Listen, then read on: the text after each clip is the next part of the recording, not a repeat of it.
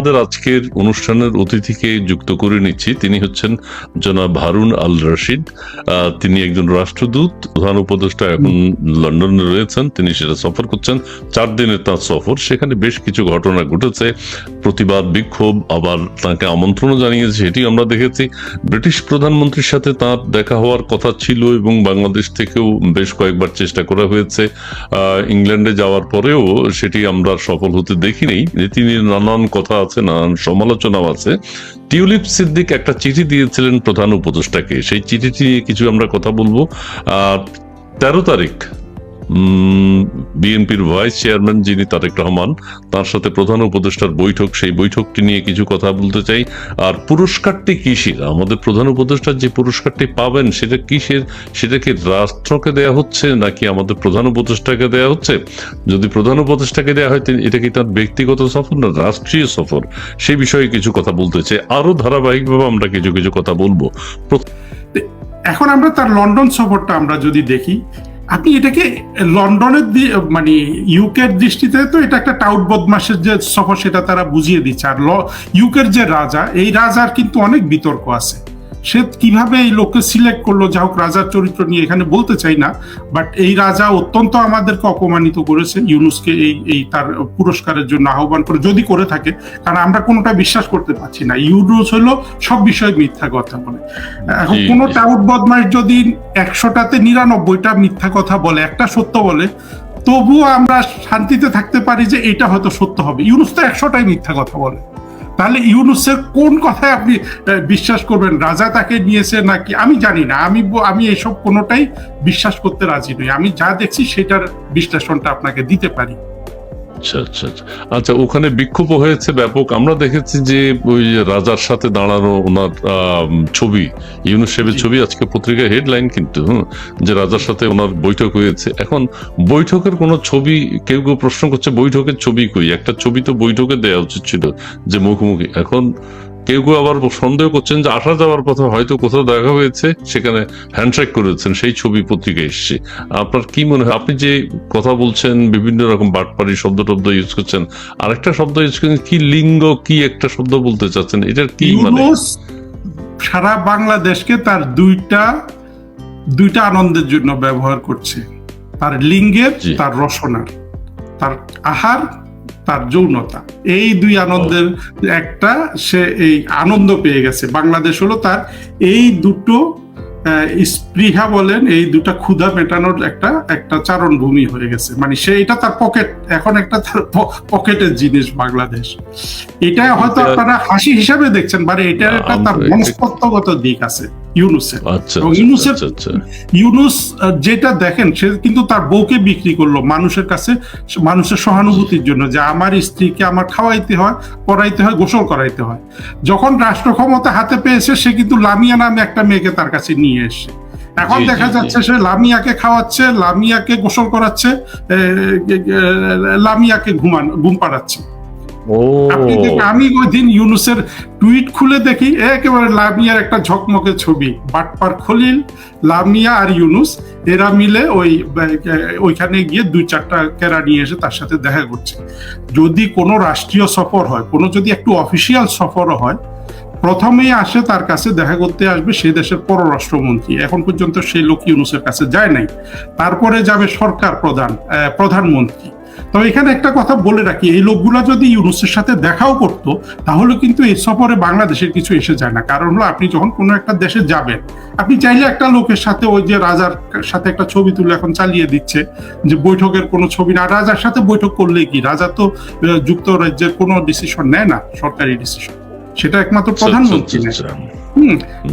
রাজা হলো সেখানে পুরো সিরিমোনিয়াল, এবং এই রাজা অত্যন্ত বিতর্কিত। আমি রাজাকে নিন্দা জানাচ্ছি। রাজা কেন ইউনুসের মতো সারা পশ্চিমা বিশ্ব যেখানে জঙ্গিবাদ দ্বারা আক্রান্ত, সেখানে আজকে বাংলাদেশের জঙ্গিবাদের যে নেতা, তাকে রাজা তার মহলের যদি ঢুকতে দিয়ে থাকে, এটার আমি তীব্র নিন্দা জানাই। আচ্ছা, আপনি ওই রাজার কথা বললেন।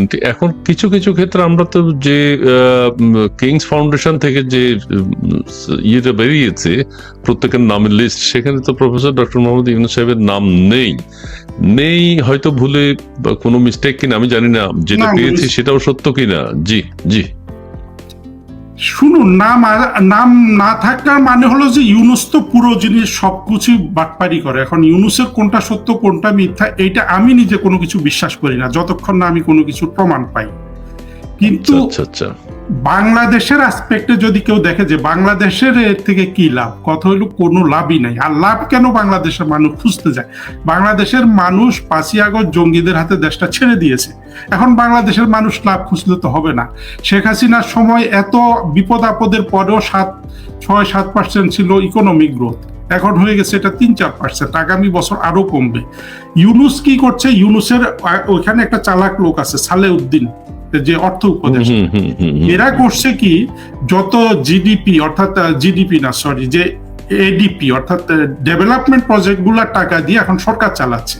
আপনি দেখেন ২-৩ বছর পরে বাংলাদেশের রাস্তাঘাটের কি অবস্থা হয়, বিদ্যুতের কি অবস্থা হয়, এগুলো কোনো কিছু কিন্তু ইউনুসের কোনো মাথা ব্যথা না।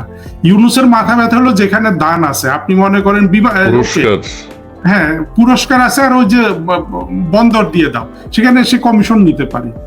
যে জায়গায় টাকা নেই সেখানে কমিশন আছে। আচ্ছা, কিছু কিছু বিজনেস তো উনি নিয়েছেন, যে কেউ কেউ বললো যে ইউনুস সাহেব আগে স্বাবলম্বী হোক তারপরে দেশের মানুষ হবে। এখন আবার কেউ কেউ সন্দেহ করছে যে উনি যে বিদেশ সফর করেন, ওখানে যে এনজিও গুলোকে টাকা পয়সা চান, নিজের এনজিওর জন্য নাকি উনি টাকা পয়সা চান, যে আমাদের দেশের মানুষ গরিব, আমাদেরকে হেল্প করেন। দেশের জন্য চাইবে না, দেশের জন্য চাচ্ছেন না, বা তার কোনো কিছু থাকলে ওগুলোর জন্য। ইউনুসের পুরো সাইকি, তার মনস্তত্ত্ব, তার মগজ কোনোটাই ইউনুস ছাড়া আর কোনো, এবং তার সাঙ্গপাঙ্গ যে লামিয়া, খলিল বাটপার, আশিক, এই ধরনের ওই যে শফিক, এখন যে বাটপার গুলোকে সে রেখেছে, মনির হায়দার বা যা যা বাটপার আছে, এদের সকলের, এখানে আমি কোনো লিঙ্গ কথাটা নারী পুরুষ নির্বিশেষে ব্যবহার করছি, এই লোকগুলোর ব্যক্তিগত লোভ লালসা চরিতার্থ করা ছাড়া এদের বাংলাদেশের প্রতি কোনো দায়বদ্ধতা নেই। সেই দৃষ্টিভঙ্গিতে ইউনুসের প্রতিটা বিদেশ ভ্রমণ দেখতে হবে। আচ্ছা, লামিয়া মোর্শেদের কথা আপনি বললেন। লামিয়া মোর্শেদ তো আমাদের এসডিজি সম্ভবত চিফ বা কিছু একটা বড় কর্মকর্তা। আপনি যখন বড় পোস্টে আছেন, আপনার গা মালিশের জন্য দরকার, তাকে আপনি পোস্ট দিবেন। পোস্ট দেয়াটা হইলো যে এটা তো তার তরক্কি করা, তার জীবনের উন্নতি করে দিচ্ছে ইউনুস। না, এখন আর আমার বিষয়টা সেটা না। ইউনুস ব্যক্তিগত জীবনে কত বড় নচ্ছার, এটা নিয়ে আমার কোনো আমার আগ্রহ থাকলো, এটাকে আমি তাকে এর জন্য পাবলিকলি দাঁড় করাইতে চাই না। কিন্তু বাংলাদেশের মানুষের সাইকিটা দেখেন, এরশাদের আমলে কত নারী নিয়ে তারা কথা বলেছে। হ্যাঁ, আজকে যদি এরশাদ বলেন, খালেদা জিয়া বলেন, শেখ হাসিনার যদি এই ধরনের কোনো কাণ্ড থাকতো ইউনুসের লামিয়া কাণ্ডের মতো, বাংলাদেশে কিয়ামত হয়ে যেত। কিন্তু ইউনুসের ক্ষেত্রে কোনো বক্তব্য নেই। কারণ হলো ইউনুসের সহযোগী হলো কাজী ইব্রাহিম। কাজী ইব্রাহিম যেহেতু ইউনুসকে নবী ঘোষণা করে দিয়েছে, এখন কয়েকদিন পরে হয়তো আল্লাহ ঘোষণা করে দিতে পারে। কারণ জঙ্গিরা যা চাইবে সেটাই বাংলাদেশের মানুষ মেনে নেবে। জি জি, আবার বলছে যে আরেকজন ইসলামী চিন্তাবিদ বলেছেন যে উনি হচ্ছেন মোহাম্মদ ইউনুস, দুইজন নবীর নাম ওনার এখানে। আর আমরা বিপদে পড়লে কি চাই? দোয়া ইউনুস পড়তে চাই আমরা। দোয়া ইউনুসও তার নামের মধ্যে আছে। তিনি একজন মহান ব্যক্তি, তার পায়ে ৩০০ টাকার জুতো, পাঞ্জাবির দাম ৫০০ টাকা, এর বেশি উনি আর কিছু চান না, কোনো কিছু ওনার প্রয়োজন নেই দেশে। আচ্ছা, তখন জনগণও বলছে ইয়েস ইয়েস, হ্যাঁ হ্যাঁ ইয়েস, সবাই বলেন আলহামদুলিল্লাহ, আলহামদুলিল্লাহ বলছে। আচ্ছা, তো যাই হোক, ইউনুস সাহেবকে আমরা পেয়েছি উপহার হিসেবে, জাতি ধন্য হয়েছে। লন্ডনে আমরা দেখেছি, লন্ডনে ঢাকার মাত্র চিত্রই আমরা দেখেছি, মিছিল, মিটিং, আন্দোলন, সংগ্রাম সবকিছু হয়েছে। লন্ডন আমরা শেষ করবো দুইটা প্রসঙ্গ দিয়ে। টিউলিপ সিদ্দিকের চিঠিটা আপনি সে সম্পর্কে যদি আপনার কোনো বক্তব্য থাকে সেটি বলবেন। আর হচ্ছে তারেক রহমানের সাথে 13 তারিখ আমাদের প্রধান উপদেষ্টার বৈঠক, তারেক রহমানের সাথে। আবার কেউ কেউ প্রশ্ন করছেন, বিএনপির চেয়ারপারসন তো বাংলাদেশে, বিএনপির মহাসচিব বাংলাদেশে, বিএনপির অন্যান্য নেতৃবৃন্দ সবাই বাংলাদেশে, উনি ভাইস চেয়ারম্যান তারেক রহমান সাহেবের সাথে বসতে গেলেন। বাংলাদেশে বসলেই তো হতো, বাংলাদেশে বসেই তো পারপাস, যেহেতু চেয়ারপারসন বাংলাদেশে, সো তিনি লন্ডন গিয়ে দেখা করার কি কারণ থাকতে পারে? এটা কি কোনো ষড়যন্ত্র কিনা? জি। আচ্ছা, টিউলিপ সিদ্দিকের চিঠিটাতে আমি মনে করি, চিঠির ব্যাপারে আমার কিছু বলার নেই, কিন্তু চিঠিটাতে একটা বাক্যে তিনি ইউনুসকে এক ধরনের অ্যাডমাইরেশন দিয়েছেন, যেটা আমি মনে করি তার দেওয়া উচিত ছিল না। কারণ হলো যে এখন অনেকে বলে যে উনি তো যুক্তরাজ্যের পলিটিশিয়ান। আমি মনে করি সেই লাইন না লিখলে যুক্তরাজ্যের পলিটিশিয়ান হিসাবে ওনার কোনো ক্ষতি বৃদ্ধি ছিল না, লাভ লোকসানের বিষয় ছিল না, কিন্তু এটা দেয়াতে এটা আওয়ামী লীগের রাজনীতির জন্য ক্ষতিকর হয়েছে। আমি ব্যক্তিগতভাবে আহত হয়েছি, কারণ ইউনূস কি করেছে? ইউনূস এমন একটা অপরাধ করে বসেছে যেটার শাস্তি হলো মৃত্যুদণ্ড। ইউনূস জীবনে কোনোদিন কোনো মানুষের উপকার করেনি। ইউনূস বাংলাদেশকে তার ন্যায্য পেয় ইত্যাদির জন্য ব্যবহার করছে। এই ধরনের একটা অপরাধী কোনো ধরনের প্রশংসার যোগ্যতা রাখে না। সুতরাং টিউলিপ সিদ্দিকের চিঠিতে ওই প্রশংসার বাক্যটা আমার পছন্দ হয়নি। এইটা গেল এটা। আর দ্বিতীয় হলো যে দেখুন, ইউনূস কিন্তু অপরাধটা ইউনূস জানে। ইউনূস কি অপরাধটা করেছে? সে অপরাধ করেছে জঙ্গিরা যেভাবে ক্ষমতায় এসেছিল কিভাবে, যে অপরাধ ওরা করেছে ওদের পার্সপেক্টিভ থেকে, সেই অপরাধের সাকসেসফুল হওয়ার একটাই সুযোগ ছিল, বাংলাদেশে যে 5 থেকে 10 কোটি মানুষ আওয়ামী লীগকে সমর্থন করে, মুক্তিযুদ্ধকে সমর্থন করে, এদের সবাইকে মেরে ফেলা। এই প্রজেক্টটা তো ওরা ফেল করে ফেলেছে। অর্থাৎ সবাইকে যেহেতু মেরে ফেলতে পারেনি, ওরা চেষ্টা করেছে, মার শুরু করেছে, রাস্তায় ওরা মানুষ খুন করে ফেলেছে, পুলিশ খুন করেছে, আপনি সবাই জানি। যেহেতু এই প্রজেক্ট ফেল করেনি, তো এই অপরাধ করলে সবাইকে মেরে ফেলতে হয়। ওই 10 কোটি লোকের মারার প্রজেক্ট নিয়ে কিন্তু ইউনূস ক্ষমতায় এসেছে, এবং সন্ত্রাসীরা যেমন মাহমুদুর রহমান, পিনাকি, এরা কিন্তু গুতাচ্ছিল পেছন থেকে, যদি আপনারা তাদের যে মেরে ফেলো, এখনই বঙ্গবন্ধুর বাড়ি ভেঙে দাও, আওয়ামী লীগের সবাইকে মেরে ফেলো, পুলিশ সবাইকে মেরে ফেলো, এই ইয়েগুলা কিন্তু ইউনূসের যেসব জঙ্গিরা আছে, যেমন ইলিয়াস, পিনাকি, এরা দিয়ে যাচ্ছিল। কিন্তু এটা তো আসলে ফ্যান্টাসি। অবশ্যই 10 কোটি মানুষকে মেরে ফেলা এই যুগে সম্ভব না, যদিও তারা যথেষ্ট মেরেছে, এখনো হয়তো মারবে, কিন্তু ওই মোমেন্টামটা চলে গেছে। তাহলে এখন মৃত্যুটা তারা করবে কিন্তু ইউনূসের জঙ্গি বাহিনীকে, ইউনূসের সাথে যারা গেছে, সেই উপদেষ্টা হোক, যত ভালো হোক মন্দ হোক, বাংলাদেশের সংবিধান লঙ্ঘন করার জন্য এবং বাংলাদেশের একটা বৈধ সরকারকে ফেলে দেওয়ার জন্য, এটার কিন্তু সাংবিধানিক শাস্তি এবং যে কোনো আদালতের শাস্তি কিন্তু মৃত্যুদণ্ড। ইউনূস জানে যে সে এই মৃত্যুদণ্ড তাকে তাড়া করে ফিরছে। এখন এটা থেকে তারেক জিয়া যেহেতু সত্যিকার অর্থে বিএনপির সিদ্ধান্ত তো উনি নেন, আমরা যেটা জানি, সেজন্য সে লন্ডনে গেছে তারেক রহমানের সাথে কথা বলতে। সেখানে সে একটা সেফ এক্সিট খুঁজতে, এটা খুবই স্বাভাবিক। যে লোক মৃত্যুদণ্ড নিয়ে ঘুরে বেড়াচ্ছে, এবং ইউনূসের আজকে বাংলাদেশের সব মানুষ বুঝে গেছে এই লোকটা একটা টাউট বাটপার। আগে কিন্তু সবাই বুঝতো না, আগে শুধু বা শেখ হাসিনা বুঝতো, আমিও বুঝতাম, আরো আপনিও বুঝতেন, বা অনেকেই বুঝতো। আমি 2006 সালে ইউনূসের নিয়ে গল্প লিখেছি, সেই গল্প প্রকাশিত হয়েছে। এখন বাংলাদেশের মানুষ না পড়লে তো আমার কিছু করার নাই, আমি আমার দায়িত্ব পালন করেছি।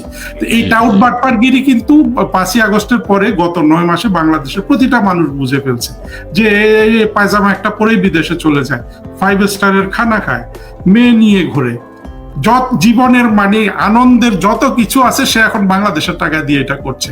অথচ বাংলাদেশের মানুষ তার ইকোনমিক গ্রোথ 7% থেকে 1 বছরে 3% হয়ে গেছে। মানুষের কিন্তু কোনো ধরনের এটাতে কোনো ধরনের নাই।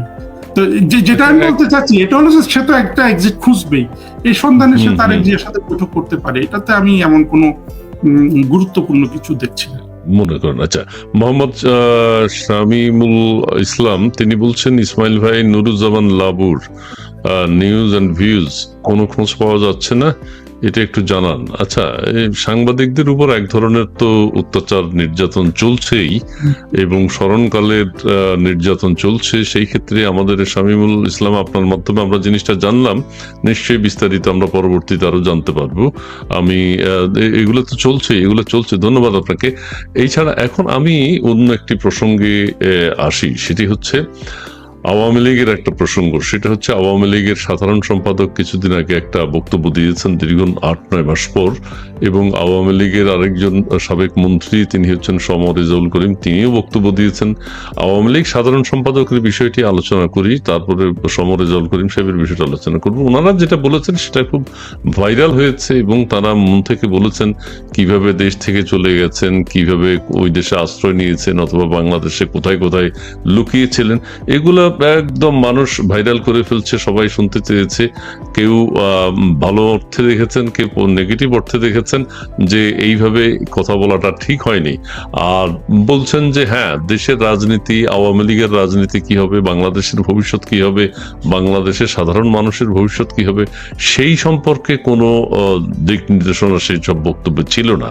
তাহলে আপনার কাছে যেটা জানতে চাইব, এই মুহূর্তে এই ধরনের বক্তব্যের প্রয়োজনীয়তা কতটুকু, আপনি কিভাবে দেখছেন? না, একেবারে ওবায়দুল কাদের সাহেব, আমি শুনেছি উনি একেবারে খাঁটি একজন প্রগতিশীল মানুষ, আমি শুনেছি, আমি জানি না। তো উনি যখন সরকারে ছিলেন, ক্ষমতায় ছিলেন, প্রতিদিন উনি কথা বলতেন, মানুষ বিরক্ত হতো। শুধু যে নিরপেক্ষ মানুষ বিরক্ত হতো তা না, আওয়ামী লীগের লোকজনও বিরক্ত হতো। সুতরাং ওবায়দুল কাদের সাহেবের মতো যদি একজন শিক্ষিত মানুষ এটা না বোঝেন যে উনি মুখ খুললে মানুষ বিরক্ত হয়, সেটা যদি না বুঝেন, এটা আওয়ামী লীগের জন্য খুবই দুর্ভাগ্যজনক। এখন সেই লোকের একটা সুযোগ ছিল, এত মাস পরে উনি যখন পুনরায় আসলেন, উনি একটা নিজেকে পরিবর্তন করে, যে ওনার ব্যর্থতাটাকে চিহ্নিত করে সেটাকে একটা সংশোধনের কিন্তু উনি সুযোগ পেয়েছিলেন। এটা উনি পরিপূর্ণভাবে হারালেন। উনি বললেন কি, আমার বাসায় ওরা এসে, উনি জঙ্গি কথাটা বলতে পারলেন না, অপরাধী কথাটা বলতে পারলেন না, আর এসে বললেন কি যে তারা এসে আমার প্রতি তাদের মায়া হয়ে গেল। এটা একটা নিষ্ঠুর প্রতারণা আওয়ামী লীগের সাথে। আওয়ামী লীগের লোকজনকে তারা পিটিয়ে মেরে ফেলেছে। প্রধানমন্ত্রী শেখ হাসিনাকে দেশ ত্যাগ করতে হয়েছে। গণভবনে ওই দিন জঙ্গিরা শেখ হাসিনাকে পেলে কি করতো সেটা বোঝা যায়।